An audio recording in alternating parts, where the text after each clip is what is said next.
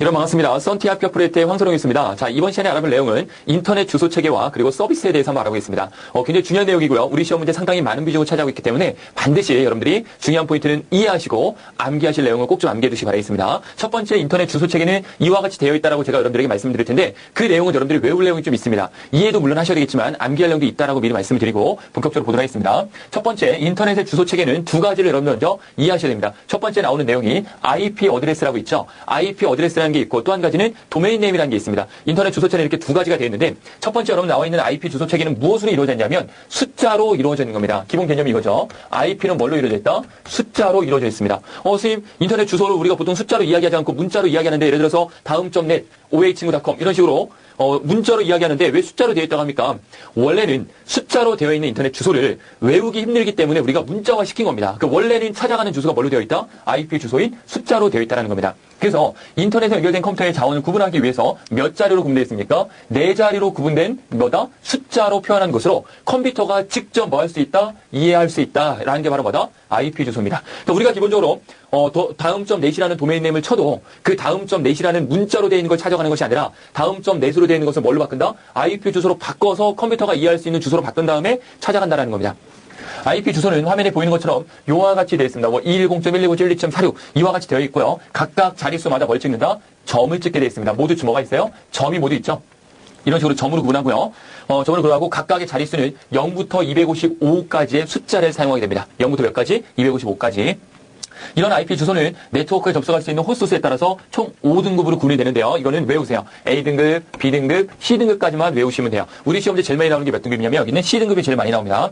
A등급은 가장 큰 겁니다. 그래서 A등급은 국가나 대형통신망에서 배정되고 어디요? 국가나 대형통신에 배정되는 겁니다. 개수로 따져보면 이 IP 주소를 A등급으로 구분했을 때 개수가 몇 개냐면요. 1, 10, 100, 1000만, 10만, 100만, 1000만, 1677만 7214개. 외우지 마세요. 시험제 절대 안 나옵니다. 어쨌든 대형에서 사용하는 건 뭐다? A등급이다라는 거고요. 그 다음에 B등급은 중대형 통신망에 사용하는 거다. 개수로 따졌을 때는 65,534개이다.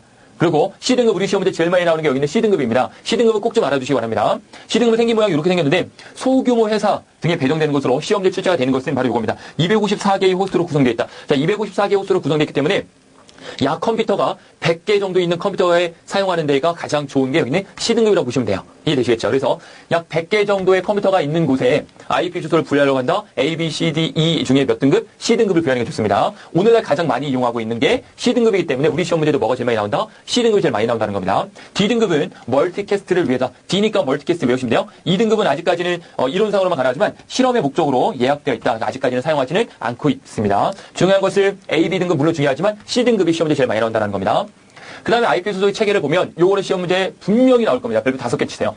자, 왜 시험제 나오냐면 오늘날 이슈화가 되는 게 시험제 제일 많이 나오거든요. 여러분 생각 한번 해보세요. 오늘날은 IP 버전 4라는 걸 쓰고 있습니다. 현재는 IP 버전 4를 씁니다. 그런데 IP 버전 4는 개수가 이제 곧 고갈이 됩니다. 사용할 수 있는, 배정할 수 있는 개수가 곧 고갈이 되기 때문에 IP 버전 4에서 뭘로 바뀝니까? IP 버전 6로 바뀔 겁니다. 자, IP 버전 6로 바뀌었을 때 여러 가지 사항들에 대해서 시험제 출제가 된다는 거죠. 자, 중요한 특징으로 보면 IP 버전 4는 현재의 IP 버전 4는 숫자로 8비트씩 4개의 부분 총 32비트로 구성되어 있다. 예를 들어서 아까 나왔던 210.119.127.46이라고 생각해 보세요. 그러면 자, 숫자 3자리죠. 8비트입니다. 그쵸? 숫자 차례니까 2에 8승. 여기도 8, 여기도 8, 여기도 8. 몇 개요? 하나, 둘, 셋, 4개. 4, 8, 32. 총 32비트로 구성되어 있다는 겁니다. 현재는. 이해되시죠? 자, 최대 12자리의 숫자로 구성된다. 하나, 둘, 셋, 넷, 다, 여, 일곱, 여덟, 아홉, 열, 12개. 여긴 11개지만 여기 하나 더 있는 겁니다. 그래서 12개로 구성되어 있습니다. 32비트로 이루어진 IP 버전 4는 최대 40억 개의 서로 다른 주소를 부여할 수가 있습니다. 그런데 이 40억 개가 되는 컴퓨터가 이제 곧 고갈이 된다는 거죠. 그럼 뭘로 바꿉니까? IP 버전 6로 바꾼다. 이게 분명히 출제가 될 겁니다. IP 버전 6는 차세대 사용될 IP 버전 6 주소는 16진수입니다. 16비트로 8개 부분이 이루어져 있어요. 자, 생각해보세요. 16 곱하기 8. 이거 몇 개요? 총 128. 이거 외우세요.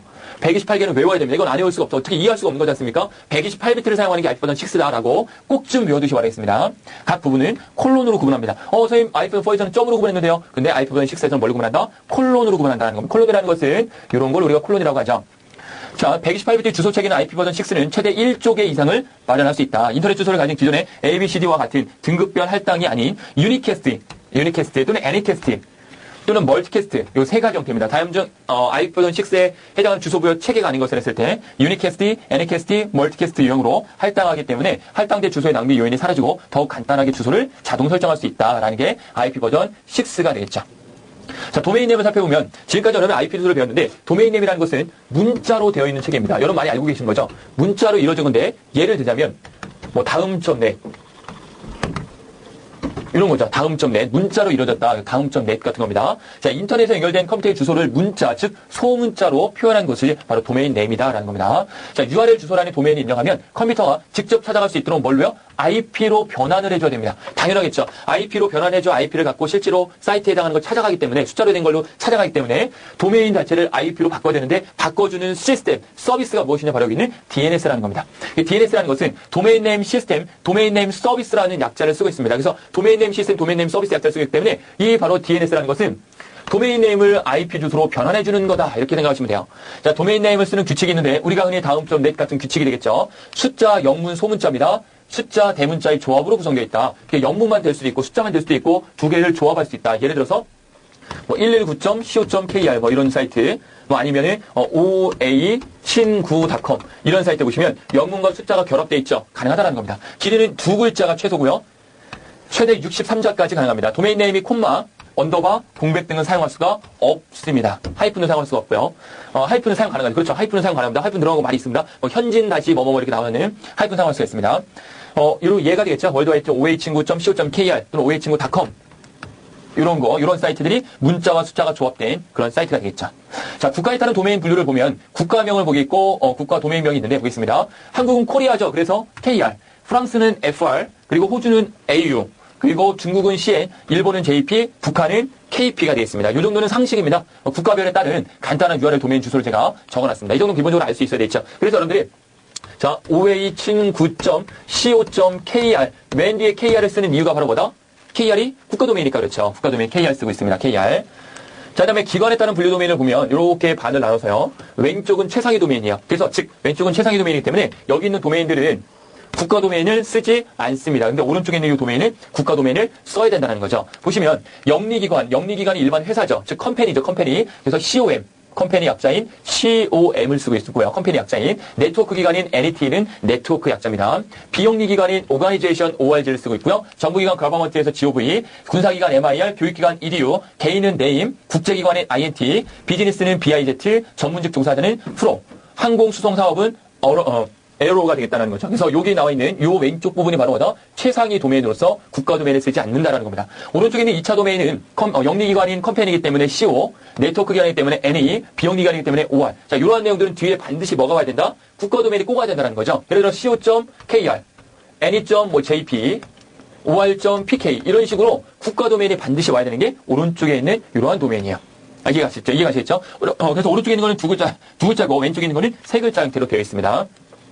자, URL이라는 것은 각종 자원에 접근하기 위한 표준 주소 체계. 그래서 일반적으로 우리가 주소를 그냥 URL 주소라고 하죠. URL 주소. URL 주소는 어떤 자원에 접근하기 위해, 어떤 사이트를 접근하기 위해 만든 표준 주소 체계가 되겠습니다. 일반적으로 웹브라우저는 인터넷에 존재하는 다양한 형태의 서비스를 동시에 지원하는 도구로서 HTTP, FTP, 유대넷 서비스, 이메일, 고퍼, 텔넷 등의 서비스 등을 동시에 지원을 하고 있습니다. 자, 우리가 뒷부분에 이러한 서비스들 굉장히 중요하게 배울 겁니다. 잠시만 기다려주세요. 일반적인 체계라는 것은 신텍스, 구조, 구문이 되겠죠. 이런 신텍스는 프로토콜 일반적으로 우리가 뭐 씁니까? HTTP 많이 쓰죠.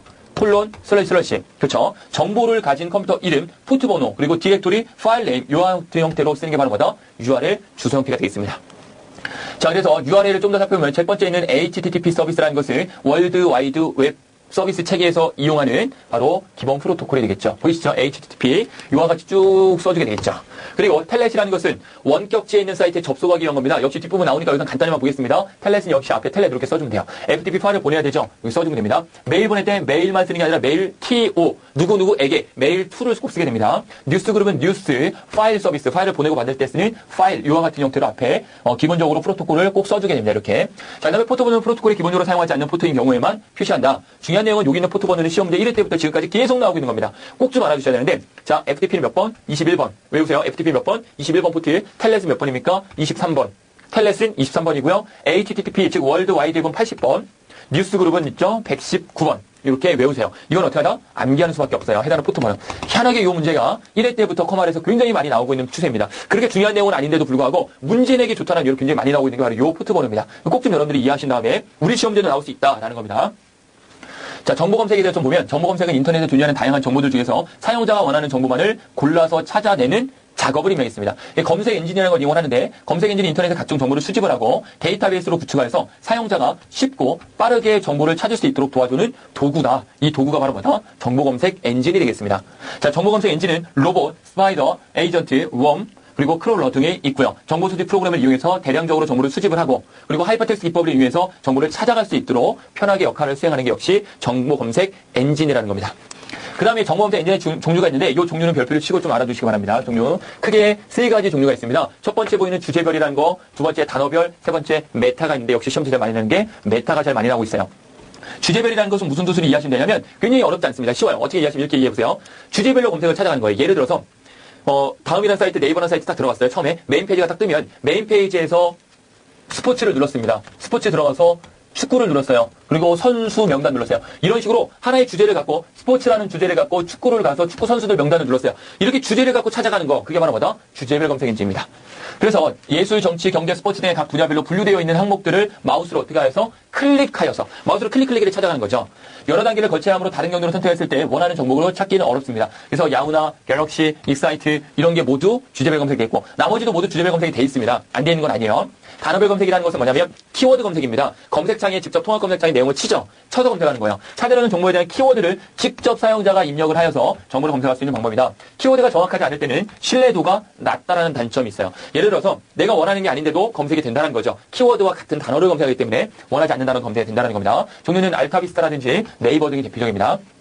자, 이 메타가 자주 나온다고 했죠. 이 메타라는 것은 로봇 에이전트를 이용해서 여러 검색 엔진을 참조해서 정보를 찾아주는 검색 엔진이다. 이해 가시겠습니까? 뭘로 생각하시면 되냐면 이렇게 생각하세요. 메타 검색 방법은 나는 검색할 능력이 안 돼요. 그래서 나 말고 내 주변에 있는 친구들한테 부탁을 하는 겁니다. 내가 A라는 단어를 검색을 해야 되는데 내가 지금 검색을 못한다. 찾을 능력이 없다. 그래서 주변국에 있는 친구들한테 부탁을 해서 친구들이 대신 찾아주는 거예요. 각각. 그럼 친구들이 찾아준 내용들을 내가 수집을 해오는 겁니다. 굉장히 많은 정보를 검색할 수 있겠죠. 그겁니다. 바로 로봇 에이전트라는 걸 이용해서 여러 검색 엔진에서 참조해서 정보를 찾아주는 겁니다. 굉장히 내용을 많이 찾아오겠죠. 여러 검색 엔진이 검색 결과를 알 수 있으며 자체 데이터베이스는 구축되어 있지 않다. 구축되어 있지 않기 때문에 혼자는 찾을 수 없습니다. 미스터 찬이라든지 아니면 웹서치 이런 것들이 바로 뭐다? 메타 검색에 해당됩니다. 메타 검색 이해되십니까? 꼭 좀 이해해 주시기 바라겠습니다. 메타 검색. 자, 인터넷 서비스를 알아보겠습니다. 인터넷 서비스에 제일 먼저 시험지에 제일 많이 나오는 FTP. FTP라는 것은 파일 트랜스퍼 프로토콜의 약자로서 파일을 송신하고 수신하는 서비스입니다. 그러니까 파일을 보내고 파일을 받을 수 있는 서비스라는 거죠. 파일을 송수신할 수 있는 서비스입니다. 그래서 파일을 보내고 받을 수 있는 건데 원격제 컴퓨터로부터 파일을 주고받을 수 있도록 하는 원격 파일 전송 프로토콜이다. 라는 게 바로 뭐다? FTP입니다. 이해가십니까? 멀리 있는데 파일을 주고 파일을 받을 수 있게 하는 거죠. 자, 원격 호스트 컴퓨터를 이용할 수 있는 사용자 아이디와 패스워드가 있어야 하는 원격 호스트 컴퓨터에 접속을 합니다. 이해하시죠? 아이디와 패스워드가 있어야지만 원격지에 있는 호스트 컴퓨터에 접속할 수 있다는 내용이고요. 인터넷상에서는 워드패드 패스워드 없어도 접속할 수 있는 공개 FTP 호스트, 즉 익명의 호스트, 익명의 FTP 호스트라는 것도 있습니다. 이런 FTP 호스트를 어노미너스, 즉 익명의 FTP라고 하는데 세계적으로 이러한 어노미너스 FTP는 무수히 많습니다. 즉 아이디 패스워드를 매번 사람들한테 다 부여할 수 없잖아요. 그렇기 때문에 어노미너스라는 계정을 만들어서 누구든지 어노미너스로 익명으로 들어와서 할 수 있다라고 하는 것을 제공할 수 있다는 거죠. 사용자로 등록하지 않고도 어노미너스라는 아이디와 패스워드로서 자신의 이메일 주소를 설정하면 원격 호스트에 접속하여 파일을 쉽게 송수신할 수 있는 방식입니다. FTP 파일은 ASCII 모드로 그리고 바이너리 모드로 구분할 수 있는데요. 두 가지 한번 구분하고 있습니다. ASCII 모드라는 것은 ASCII 모드로 이루어진 텍스트 파일을 전송할 때 선택하는 겁니다. ASCII 코드는 일반적으로 7비트로 이루어져 있는 전 세계 표준으로 채택하고 있는 통신 프로토콜입니다. 그 코드가 되겠죠. 바이너리 코드라는 것은 이진 코드라고 해서 그림 파일이나 압축 파일, 실행 파일 등은 기타 모든 파일들을 전송을 할 때 선택하는 게 바로 여기 있는 바이너리 모드가 된다는 거죠. 자, 그 다음에 전자우편을 보겠습니다. 자, 전자우편이라는 것은 이메일이 되겠죠? 자, 모르시는 분 없을 거예요. 자, 인터넷에 접속된 사용자끼리 서로 편지나 그림이나 동영상 등의 다양한 형식의 데이터를 주고받을 수 있는 서비스, 이런 서비스가 바로 뭐다? 이메일이라는 거죠. 이메일의 주소는 ID, 골뱅이가 들어갑니다. 골뱅이를 우리나라에서는 골뱅이라고 하지만 미국 사람들은 at라고 하겠죠. at. 예를 들어서 ssunt@뭐뭐뭐뭐.com 이런 식으로 나가겠죠. 이렇게 나오죠. 이런 식으로 나온다는 겁니다. 전자우편. 전자우편은 보내는 즉시 수신자에게 도착하므로 그러니까 보내면 바로 도착을 합니다. 거의 시간이 많이 걸려야 1, 2초 그렇게밖에 안 걸립니다. 빠른 의견 교환이 가능하며 한 사람이 동시에 여러 사람에게 동일한 내용의 전자우편을 얼마든지 보낼 수가 있습니다. 자, 전자우편 프로토콜은 이 전자우편을 사용하기 위해서 편지를 발송할 때 컴퓨터와 편지를 수신할 수 있게 컴퓨터를 지정해야 됩니다. 그래서 편지를 발송할 때 컴퓨터는 SMTP 프로토콜로 별표 좀 칠까? 이거는 중요하네요. 이거는 편지를 보낼 때 프로토콜은 뭐다? SMTP다. 편지를 받을 때 수신할 때 프로토콜은 뭐다? POP3다. 이거 바꿔서 시험제 자주 나옵니다. 편지를 보낼 때 뭐다? SMTP. 편지를 받을 때는 POP3로 받습니다. 프로토콜을 사용한다는 거고요. 스팸 메일이라는 것은 뭐냐면 통신이나 인터넷을 통해 불특정 다수에게 수신자가 받고 싶지 않은, 보고 싶지 않은 광고성이나 음란물이나 이런 내용들을 여러 사람에게 불특정 다수에게 보내는 거죠. 그게 바로 스팸 메일, 광고성 메일이죠. 정크 메일, 벌크 메일이라고도 우리가 부르는 겁니다. 자, 메일 폭탄이라는 것은 사용자에게, 상대방에게 지속적으로 용량이 큰 메일을 보내는 거야. 그럼 어떻게 되어 있습니까? 상대방은 메일이 큰 게 왔으니까 내 수신은 꽉 찰 거 아니에요. 이해가시죠? 그런 것들이 바로 뭐다? 메일 폭탄이다라는 겁니다. 전자우편 관련 프로토콜을 보면 SMTP, 좀 전에 말씀드렸죠. 자, SMTP라는 것을 보낼 때, 언제? 송신할 때. POP3라는 것은 언제? 수신할 때, 받을 때 필요한 거다라는 것입니다. SMTP는 그래서 SIM Mail Transfer 프로토콜의 약자입니다. 프로토콜은 인터넷상에서 전자우편을 전송할 때 이용하는 거다. SMTP와 관련된 프로토콜의 표준은 STD와 RTC에서 정해진 것이다. 자, POP3라는 것은 포스트 오피스 프로토콜 버전 3의 약자입니다. 그래서 프로토콜은 전자우편을 내려받기 위해서, 자, 내려받기 위한 거라는 게 있으니까 수신이죠. 수신하기 위해 사용하는 포스트 오피스 프로토콜, 즉 POP3의 제3판이 되겠습니다. 인터넷 메일 클라이언트가 메일 서버로부터 메일을 꺼내기 위한 표준 규약으로 삼고 있는 게 바로 뭐다? POP3가 되겠습니다. MIM이라는 것은 웹브라우저가 지원하지 않는 각종 멀티미디어 파일의 내용을 확인하고 실행시키기 위해 주는 프로토콜입니다. 이해가시죠? 즉, 여러분 생각해보세요. 웹브라우저 자체가 이러한 어떤 동영상이나 여기에 나오는 어떤 멀티미디어 파일들이 있는데 이런 파일들을 보여주는 기능이 없어요. 보여주는 기능이 없으면 어떻게 보여줘? 못 보여주죠. 그래서 요 MIM이라는 프로토콜을 사용해서 보여준다는 겁니다. ASCII 형식이 이외에 텍스트 및 화상이나 음성, 영상 등의 멀티미디어 데이터를 ASCII 형식으로 변환할 필요가 없이 전자우편으로 송신하기 위한 간이 메일 전송 프로토콜 SMTP의 확장 규격이다. 얘를 보다 확장시킨 거다라는 생각하시면 돼요. 그래서 우리가 일반적으로 이렇게 또 생각하시면 돼요. 내가 예를 들어서 전자우편이라 요 전자펜이라는 걸 보내야 되는데요. 전자펜을 뭔지 몰라도 이걸 실질적으로 전송하는 사람은 보낼 수 있죠. 그게 가능한 게 바로 MIM이다라고 생각하시면 되겠습니다. 자, 텔넷이라는 것은 이렇게 써놓으시면 됩니다. 원격 접속이다. 가장 중요한 말이죠. 원격 접속. 텔넷이라는 것은 원격 접속이다. 즉, 멀리 있는 컴퓨터에 어떻게 한다? 접속하는 거다라는 거죠. 텔넷이라는 것은 텔레커뮤니케이션 네트워크 약자입니다. 줄임말이 되겠죠. 인터넷을 통하여 원격지의 호스트 컴퓨터에 접속할 때 지원되는 인터넷 표준 프로토콜이다. 인터넷 표준 프로토콜. 바로 뭐다? 이게 텔넷이다라는 거고요. 인터넷 사용자는 텔넷을 이용하여 전 세계 다양한 온라인 서비스를 제공받을 수가 있습니다. 다른 컴퓨터에 접속하려면 그 컴퓨터를 사용할 수 있는 사용자의 번호와 비밀번호를 알고 있어야지만 당연히 접속할 수 있죠. 예를 들어서 여러분들이 제 인터넷 강의를 듣는데 어떤 에러가 자꾸 발생을 해요. 저희 쪽에 연락을 주시면 저희가 여러분 컴퓨터에 접속을 해야 되는데 그 접속하는 게 바로 뭐다? 텔넷입니다. 근데 여러분들이 승인하지 않으면 텔넷 서비스를 이용할 수가 없겠죠. 승인하자는 것은 아이디와 패스워드가 있어야 된다는 의미고요. 텔넷을 23번 기억나시죠? 텔넷 23번 고유 포트번호를 사용하지만 특별한 게임이나 채팅 서비스의 제공이나 문제 해결을 위해서 디버깅을 위한 별도의 포트를 사용할 수도 있습니다. 대표적인 프로그램은 넷텀이라든지 윈텀이라든지 CRT 등이 바로 텔넷 프로그램의 대표적인 예가 되겠습니다. 자, 유즈넷이라는 것은 이렇게 생각하세요. 인터넷상의 동호회입니다. 인터넷상의 동호회. 인터넷상의 동호회인 유즈넷을 우리가 또 다른 말 뭐라고 하냐면 뉴스그룹이라고요. 뉴스그룹. 그래서 유즈넷이라는 것은 유저 네트워크라고 하는데 자, 인터넷을 이용해 공통의 관심사를 가진 이야기를 나누는 서비스가 바로 뭐다? 유즈넷이다라는 겁니다. 유즈넷은 전자 게시판의 일종으로 특정한 주제나 관심사에 대한 의견을 게시하거나 관련 분야에 대한 그림, 동영상, 실행 파일, 데이터 파일 등의 자료를 웹상에 올리고 웹상에 또 다운받을 수 있게 하는 그런 게시판 형태가 된 거죠. 우리가 전자 게시판을 인터넷상에 뭐라고 하냐면 BBS라고 합니다. BBS. 자, 유즈넷은 특정한 분야에 대한 정보를 다루기 때문에 유용한 정보를 빠르게 찾을 수가 있습니다. 서로 정보를 교환하며 도움말을 주고받을 수 있도록 하는 게 바로 유즈넷이겠죠. 인터넷상의 어떠한 그 모임이라고 생각하시면 되겠죠. 유즈넷에 마련된 하나하나의 토론 집단을 우리가 뭐라고 한다? 뉴스 그룹이라고도 합니다. 세계적으로 수많은 사용자가 있고 특별히 통제력이 없는 조직은 없으나 뉴스 그룹의 관리자가 있는데 이 관리자, 예를 들어서 카페 관리자는 카페지기 이런 식으로 의미하는 것은 관리자가 있습니다. 이 관리자가 해당하는 내용과 해당하는 그 유즈넷 모임과 관련성이 없는 내용을 강제로 지울 수도 있고 삭제할 수도 있겠죠. 뉴스그룹에서는 토론 주제에 관한 전문가와 관계자가 많이 참석을 해서 서로 공개적으로 의견을 나누기 때문에 고급 정보들도 얻을 수가 있는 장점이 있습니다. 유즈넷은 특정 전문가 집단에서만 의해 운영되는 것이 아니라 인터넷을 사용하는 모든 사람들이 자발적으로 얼마든지 이용할 수가 있습니다. 자, 뉴스그룹 관련 용어를 보면 첫 번째 아티클이라고 되어 있죠. 자, 아티클이라는 것은 이렇게 생각하시면 돼요. 유즈넷을 사용하는 각종 분야의 어떤 기사, 우리가 그냥 아티클이라고 한다. 이렇게 기사를 생각하시면 되겠죠. 어떤 글, 이렇게 생각하시면 돼요. 중요한 건 포스팅이 시험에 나온 적 있어요. 포스팅. 포스팅이라는 건 뭐냐면 이 아티클이라는 이 기사 내용을 뉴스 그룹으로 업로드하는 거. 이해 가십니까? 어떤 하나의 기사가 있어요. 이 기사를 내가 속해 있는 뉴스그룹이나 유즈넷 쪽에 올려야 됩니다. 이 올리는 작업을 하는 게 바로 뭐다? 포스팅. 이해 가시죠? 자, 팔로우업이라는 것은 포스트된 기사를 거기 밑에 팔로우업, 답변을 다는 겁니다. 지금 우리가 생각하는 댓글이 되겠죠, 댓글. 스레드라는 것은 뭐냐면, 특정 주제에 관한 질문 및 답변을 모아놓는 겁니다. 이걸 뭐라다? 스레드. 우리가 FAQ 있죠? FAQ 나오죠? FAQ. 자, 아키라는 것은 인터넷상에서 익명 FTP 서버에 공개되어 있는 파일을 검색하는 서비스로 뭐하는 서비스? 파일을 검색하는 서비스입니다. 클라이언트형 서버형 프로그램 서비스입니다. 아키 서버는 사전에 개개인의 익명 FTP 서버로 디렉토리 정보를 수집하여 데이터베이스를 만들고 수시로 갱신해 놓습니다. 사용자가 아키 클라이언트로 얻고 싶은 파일의 이름을 아키 서버에 보내면 아키 서버는 그 파일을 보관하고 있는 익명의 FTP 서버를 찾아서 그 이름을 클라이언트로 검색된 것을 보내주게 됩니다.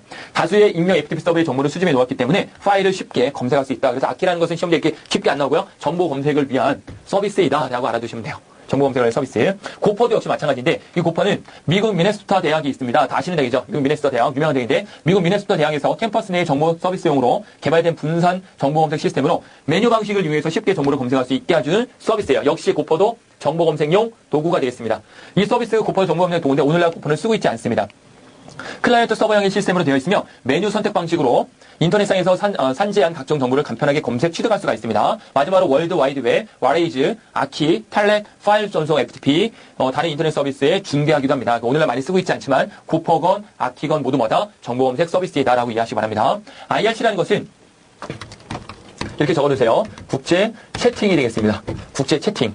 보시면 키보드로 문자를 입력하는 방식으로 키보드에서 문자를 입력해서 서로 멀리 있는 사람과 통신할 수 있다는 거예요. 인터넷상에서 여러 사람과 실시간 대화가 바로 채팅이죠. 토론하는 서비스이다. 클라이언트형 서버의 시스템으로 1988년에 핀란드에서 개발되었고요. 인터넷 대화 IRC에서 사용하는 IRC 통신 규약은 RFC 1459 시험에 절대 안 됩니다. 규정에 있으며 인터넷의 활성화에 따라서 이용자가 급증하고 있다. 근데 오늘날 여러분 채팅하는 사람 많습니까? 채팅하는 사람이 간혹 있긴 한데 뭐 그렇게 많지는 않죠. 동일 서비스상에서 접속 중인 다른 사람과 대화할 수 있고 자기가 좋아하는 시간에 대화에 참여할 수 있다라는 장점이 있는 게 IRC다라는 겁니다. 자, 와레이즈라는 것은 와이드, 넓은 지역, 어레이저, 그러니까 넓은 지역의 정보를 그러니까 넓은 지역에 있는 정보를 서로 공유하는 거다라고 생각하시면 돼요.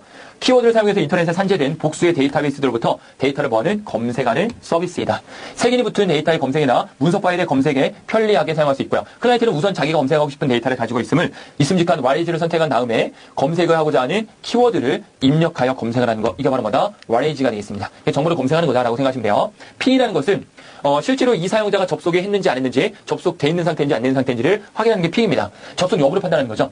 핑은 TCP/IP 프로토콜을 사용하는 응용 프로토콜로 원격 컴퓨터가 현재 인터넷에 연결되어 정상적으로 작동하고 있는지 확인하고 다른 호스트의 IP 데이터를 도착할 수 있는지를 확인하는 거다. 접속이 되어 있으면 접속을 할 수 있죠. 그래서 정상적으로 작동할 수 있죠. 이걸 판단하는 거예요. 핑을 수행하는 프로그램을 ICMP Echo Request라고 하는 메시지를 원격지 호스트로 보내 응답하는가를 기다립니다. 응답을 한다는 것은 이 사람이 접속에 있다는 거죠. 자, ICMP Echo Reply 리퀘스트 요청을 하면 리플라이 응답을 받는다는 거죠. 돌아오는지 여기에 따라서 호스트가 동작하는지 아닌지를 검색할 수 있는 게 바로 핑이 되겠습니다. 쿠키라는 것은 웹사이트를 방문한 사용자가 기록을 남겨 사용자와 사이를 연결하는 정보로 사용되는 텍스트 파일. 이 텍스트 파일이 바로 뭐다? 쿠키입니다. 쿠키라는 것은 우리가 정보의 흔적이죠. 정보의 흔적. 한 번이라도 여러분 들어갔던 사이트에 들어가면 그 정보의 흔적들이 남습니다. 자, 캐싱이라는 것은 사용자가 여러 번 페이지에 대한 정보를 보관하여 이후 다시 해당 사이트로 접속을 요구하면 그 사이트에 갱신된 정보들로만 가져와서 빠르게 보여주는 기능입니다. 자, 다시 한번 말씀드리면 A라는 사이트에 들어갔는데 A라는 사이트에 여러 가지 정보들을 대략적으로 내가 담고 있어야 돼요. 담고 있어야지만 다음에 또 이 사용자가 내 사이트에 들어왔을 때 나중에서 변경된 것만 바로 바꿔서 보여줄 수 있다는 거죠. 그래서 처음 들어간 사이트보다는 2번, 3번 들어간 사이트가 어떻다 더 빠르다라는 겁니다. 플래시라는 것은 스트림 방식을 지원을 하며 그래픽, 음향 등의 멀티미디어 요소를 넣어 역동적인 표현이 가능하기 때문에 홈페이지나 배너 광고에 주로 제작이 많이 이용하는 웹 애니메이션이 바로 뭐다? 플래시입니다. 플래시 많이 아시죠? 이죠? 플래시로 많이 이용하는 음성통신망은 VoIP라는 건데 이 VoIP라는 것은 음성 데이터를 인터넷 프로토콜 데이터 패킷으로 변환하여서 일반 전화망에서 통화가 가능하도록 하는 통신 서비스 기술. 이 기술이 바로 뭐다? 음성통신망이 된다는 거죠. 자, 무선 응용 규약이라는 것은 WAP라는 건데 자, WAP, 이 내용은 여러분들이 이 전 시간에 간단히 좀 배워서 알 수 있죠. 이 WAP 웹이라는 것은 이동통신기기나 개인 휴대단말기, PDA 등에서 무선으로 서로 인터넷에 접속할 수 있도록 해주는 통신 규약입니다. 이게 무선 통신 규약이 되겠죠. 이게 바로 웹이라는 겁니다. WAP. 자, 와이브로 많이 들어보셨죠? 와이브로 휴대폰처럼 언제 어디서나 이동하면서 초고속 인터넷을 이용할 수 있도록 하는 서비스. 역시 웹과 비슷한 형태죠. 휴대폰이나 무선 넷의 중간 역할을 위치를 수행하는 게 바로 와이브로다. 고속 하향 패킷 접속이라는 것은 HSDPA라는 건데 3세대 이동통신 기술인 WCDMA나 아니면 CDMA보다 훨씬 빠른 속도로 데이터를 주고받을 수 있는 3.5세대 이동통신 방식이다. 아직까지는 많이 현실화되고 있지는 않지만 HSDPA라는 것은 고속 하향, 고속으로 하향 다운로드 받을 수 있는 패킷 접속이다라고 이해하시면 되겠습니다. 이것으로 여러분들이 간단히 그 인터넷 주소 체계와 서비스를 한번 알아봤고요. 화면에 보이는 그 축구 선수 같은 이름을 잘 모르겠어요. 이름을 기억을 했었는데 이름을 잘 잊어버렸는데 포옹을 하고 있죠. 그렇죠? 포옹을 하고 있죠. 여러분들 이렇게 한번 해보세요. 여러분 부모님들 계시죠? 부모님들을 오늘 저녁에 집에 돌아가셨을 때 여러분 혹시 집이라고 하면 부모님을 한번 한 1, 2분 정도 아무 말씀하지 마시고 한번 안아줘 보세요. 부모님을. 그럼 아마 여러분들이 부모님하고 그 굉장한 여러 가지 많이 느끼는 점이 많이 있을 거라 생각됩니다. 포옹은 굉장히 좋은 거라고 하죠. 그렇죠? 포옹. 그 연인들끼리 키스도 굉장히 좋은 거라고 합니다. 그래서 많이 키스하시고 많이 애정한 걸 하면 여러 가지 엔돌핀도 많이 나오고 여러 가지로 많이 이론적이 많다고 하니까요. 뭐 연인도 아닌데 키스하긴 그렇죠. 그죠? 그러니까 연인끼리는 키스도 많이 하시고 그리고 포옹도 많이 하셔서 따뜻한 그런 여러분들의 마음씨를 가지시기 바랍니다. 그래서 악한 사람은 하나도 없다고 합니다. 악한 사람은 없고 단지 그 사람이 악하게 보이는 것뿐이지 정말 마음속에 악한 사람은 없다고 하니까요. 여러분들도 항상 마음 따뜻한 그런 마음을 갖고 사시는 여러분들 되시길 바라겠습니다. 자, 오늘 강의 여기서 마치겠습니다. 감사합니다.